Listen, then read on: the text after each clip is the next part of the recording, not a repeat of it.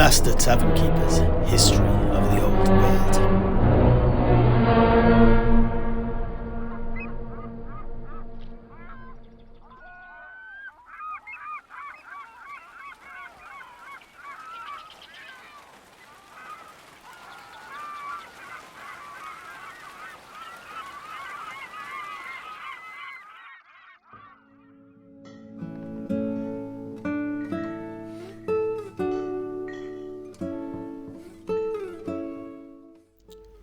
And so, that was the epic, the tragedy of Macbeth then, was it? Thank you, Master Alchemist. It was most certainly a tragedy. Almost nobody got out there alive. The siege of the castle was not what I expected at all, though. In my mind's eye, I had conjured up images of war machines on either side, hurling projectiles at each other over some battered, broken walls. Much as in the sieges that I myself have been present for, but not a single piece of artillery was used by either the Alliance or the Orcs of Macbeth. Oh, indeed. The most complicated contraption you'll typically see accompanying the warriors of Albion is a chariot. Oh, yeah, like the ones that you told us about earlier. Aye. None of those found-down artillery pieces that you see used here on the continent by your empire, or the dwarves. Albion Knights prefer to get up in your face. Oh, yeah, I can relate to that. But as I think about it, the Orcs too, here, are not renowned for their technical prowess. Can they even make machines of war like that? Surely it is beyond their limited intellects. Well, I don't know about that. My uncle, on my father's side, Dieter von Torlichhelm, who belonged to the Order of the Knights Panther, whose fortress is a mere couple of miles from my birthplace of Carroburg, once told me a story that very much involved the war machines of the Greenskins. Oh, now, that sounds very intriguing there, Septimus, but just a moment. Before you continue, I'm sorry, what are these Panther Knights that you're talking about? I've never heard of them. Are they some sort of mutant? Oh, no. They in fact hunt the mutant. But as you are not an Empire man, I suppose the stories have simply not reached your ears down here in Tilea. Well, they are a relatively young knightly order back in the Empire, but it is one that has already become both celebrated and powerful. Ah, indeed. They were founded in the last century, in the aftermath of the Great Crusade against the armies of Jafar and the Sultans of Araby. After their victory, the crusading knights plundered the cities of the desert and brought home a great deal of exotic paraphernalia from the Sultan's palaces. This obviously included the usual gold and silver, gems and silks, but it also included such things as furs and exotic animals, many of which had never been seen before in the old world. One particular animal that caught the imagination of all those that laid eyes upon it was the panther. These had been taken from the pleasure gardens of Al-Haik, although I've no idea what they were doing with them there. I'm sure, irrespective of whatever it was, it involved a great deal of horse oil. It's just what happens in the pleasure gardens of Araby. Anyway, the panthers that were brought back to the old world created such a buzz in the jubilant crowds that were cheering the returning crusaders that some knights decided to copy their exotic appearance for their choice of attire, as well as keeping the beasts as pets and mascots. Eventually, of course, the creatures died, but they were not forgotten, and their furs were used as saddlecloths and as the trimming for the knights' cloaks, giving the new order a most unique appearance, as well as reminding everyone that laid eyes on the knights of their victories in Araby, and thus leading them to quickly become known as the Order of the Knights Panther. Ah, I see. So a little bit like the old Knights of Harkness in East Albion then. Ah, yes. Well, something like that, I suppose. Anyway, on to my uncle's anecdote. The Grand Master of the Knights Panther at the time, Lord Karl Richard Gerlner, in the years before he went off on his well-known tour of Estalia and became a household name, had sent my uncle and his comrades east, up to the walled town of Grimmenhagen. This particular place had suffered greatly at the hands of the beastmen, but it was not these that toppled the town in this tale. At that particular time, Lord Gilner was considering establishing a chapter house of the order in the vicinity of Grimmenhagen, but due to the events that overtook my uncle and his warriors, this did not come to pass. Oh, yeah, really? What happened then? Well, let us jump right in. Upon approaching the town, my uncle distantly saw plumes of smoke spiraling up into the sky.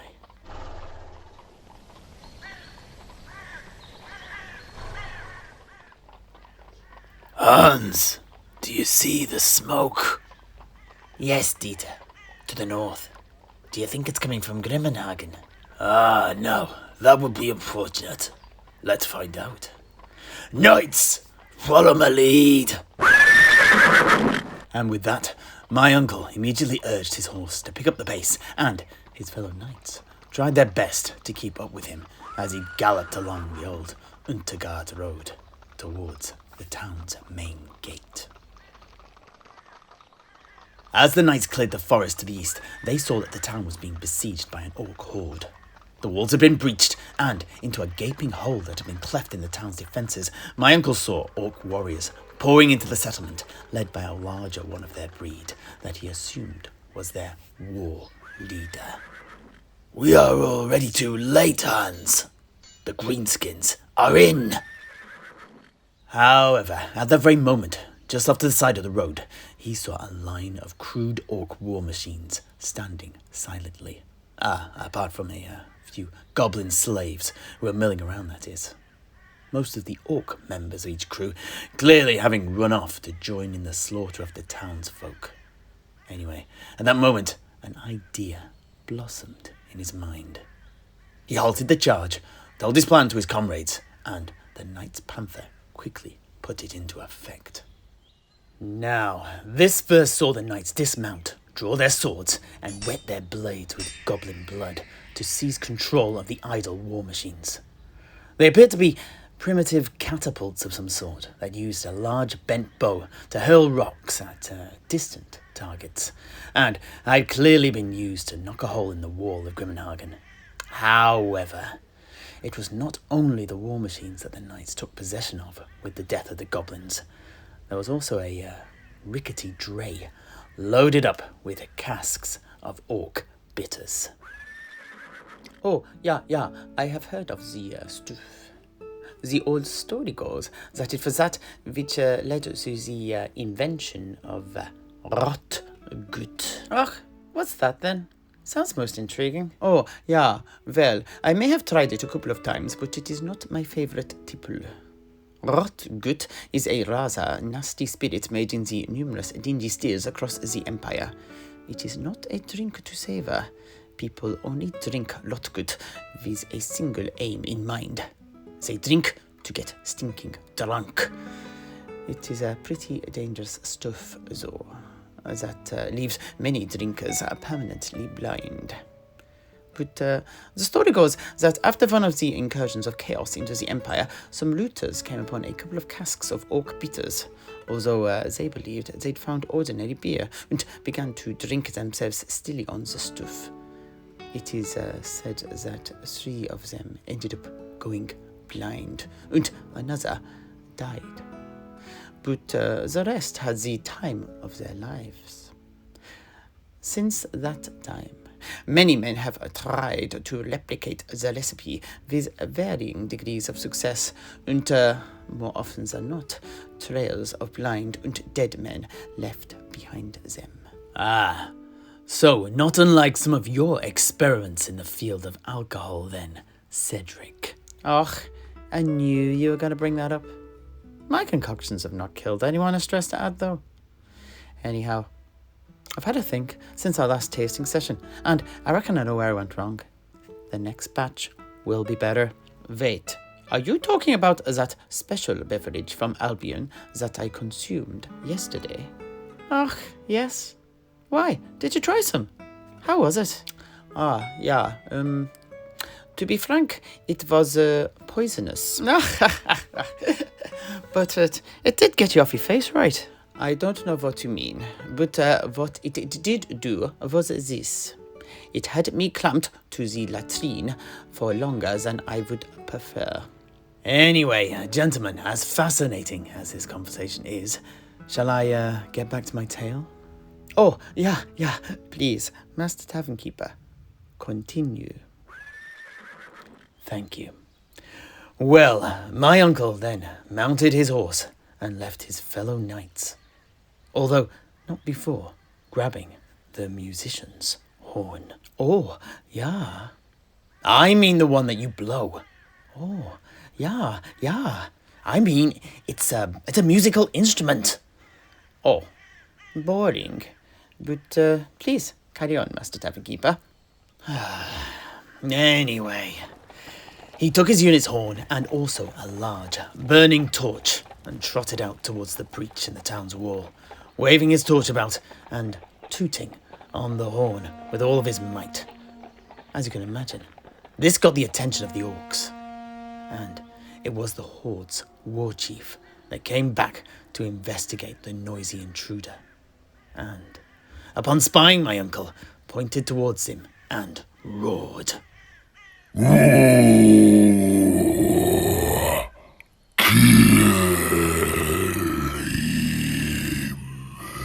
And, at his command, the orcs began to pour back through the gap. This, though, was the moment that the other knights had been waiting for. They let loose with the orc catapults, all of which had already been aimed at the breach by the orcs themselves, and sent the casks of orc bitters hurtling through the sky to crash into the greenskins that were charging towards my uncle.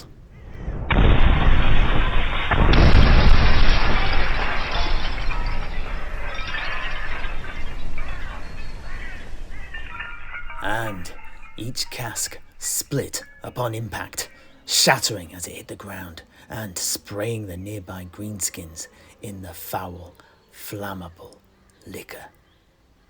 At this, my uncle smiled. I am the cleansing flame. I am the purifying fire, and I condemn you to burn and be gone.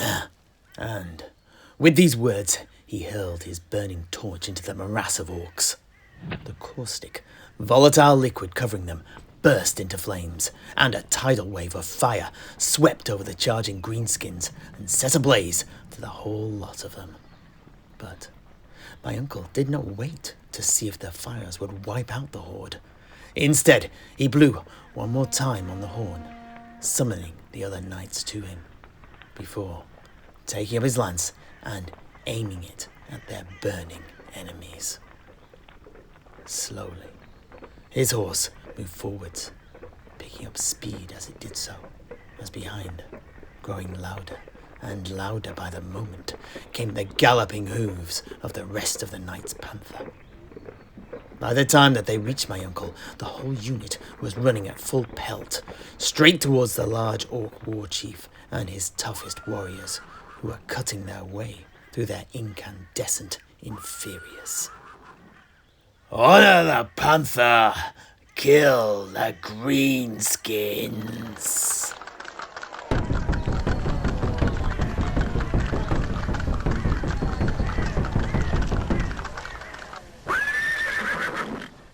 And with that, the knights tore into their foes with lance, shield, and sword, and the butcher of the invaders began in earnest, and continued until the Knights Panther stood alone, piles of smoking orc bodies surrounding them. Oh, my goodness, what a victory! Well, to a certain degree.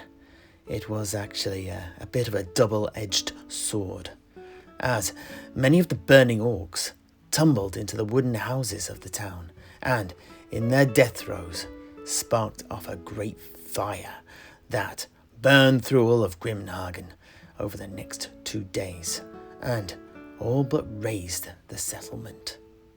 But, well, at least the population was able to escape and survive this great fire. I can guarantee that the orcs would have left no survivors. Oh, yeah, I see. But I am sure that this must have rankled some of the inhabitants, though. Ah, indeed. Which is why the Knights Panther do not currently have a chapter house in those parts. But, well, anyway, my point is this. The orcs are not mindless beasts. It was their war machines, the engines of destruction wrought by their own hands, that had breached the walls of the town. Thus, I would say it would be foolish to ever underestimate the menace posed by the greenskins. Oh, yeah, I see. But do you think that these war machines were inventions of the greenskins themselves?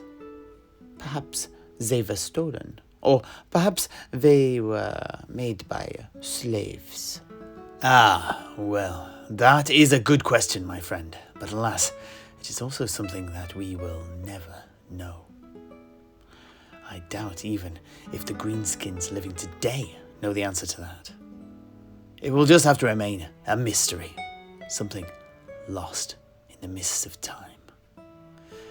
Anyway, I'll just finish with these final words to give the story a little bit more context.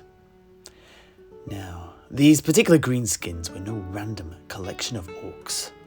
My uncle later learned that they belonged to the Skull Cleaver clan, under the leadership of the war chief Graglug, who had recently arrived in eastern Midland after terrorizing Hochland during the previous year. Oh, yeah, I have heard of these. Some of the mercenaries my grandfather used to play Gvatpai with had fought against them back in the day. They were a very tough mob, apparently. I can believe it. Anyway, my uncle actually returned to Grimhagen some years later to help oversee the training of the soldiers of the nearby keep at the invitation of the town's new ruler, Arthur Sternhauer, who had become the benefactor of the town during its reconstruction. My uncle said that he found the men of the city, in both skill and temperament, were natural halberdiers, and he spent the better part of 6 months teaching them the way of the halberd. And, as far as I've heard, the regiment is still going strong today. Anyway, I think that's enough. Let's have another round of drinks, and then, Sedrik, perhaps you can get back to telling us about the geography of Albion. Oh, most certainly. A big thumbs up from me for both of those.